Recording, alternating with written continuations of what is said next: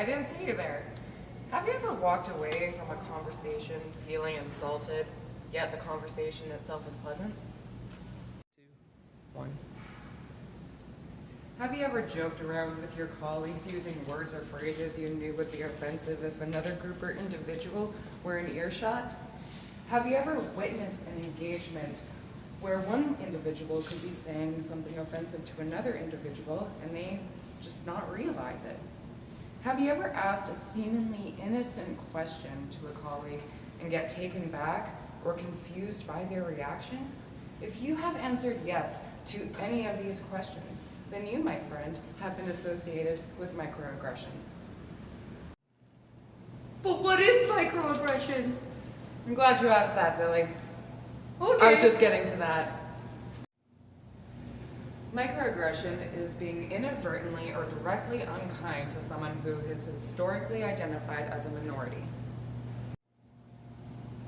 Majority of microaggressors don't even realize that they are offending. Unconscious bias and prejudice play a huge role in microaggression. Even after pointing it out to the microaggressor, they still may not realize that they said anything wrong, because a lot of the stuff we know is embedded in our society and based largely on our environment. Our goal of today's video is solely to educate. We'll even give you some tips and tricks on microaggression.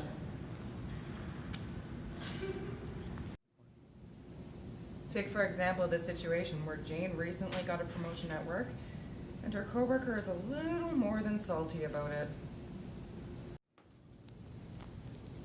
What's up?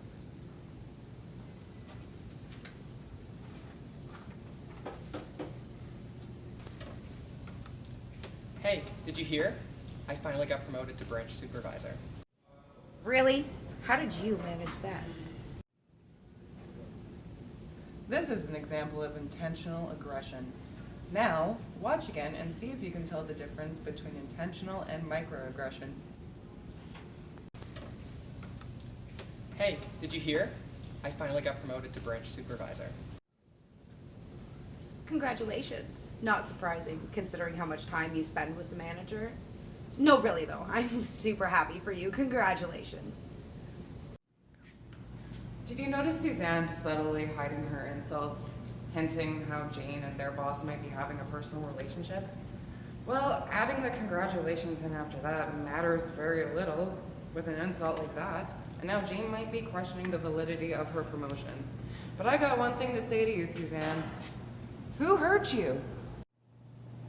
There are many different forms of microaggression, from sexual harassment to gender discrimination and racism, to name a few.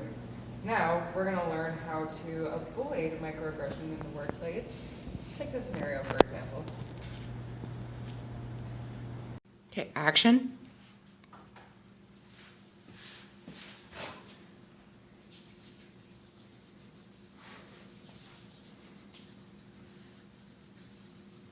Hey, can I just say I'm so happy now that you're living as your true self.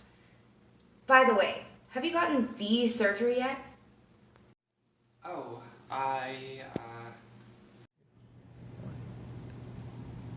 This question may have intended to be harmless. However, it has definitely crossed some boundaries for Pam. Angela has no business asking that question, but since she did, let's look at some other ways to ask Pam about her gender identity. Hey, I'm so happy for you now that you're living your best self. Can I ask you a couple questions about your transition? Oh, sure thing. What did you want to know? 1.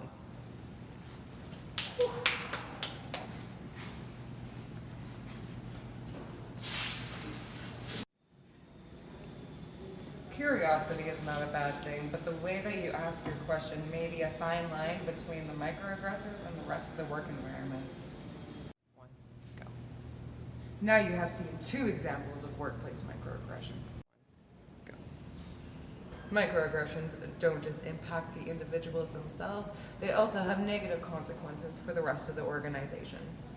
1. Now, we have all used a microaggression before, but the purpose of this video is not to attack you. Breathe. Don't worry, you haven't done anything wrong. 1, go. Luckily, we can educate and spread the word on microaggressions. That's it for today, folks. And remember, just think before you speak. Okay, so like, when do I get paid? This was an unpaid internship. Okay, what do you mean? What? What?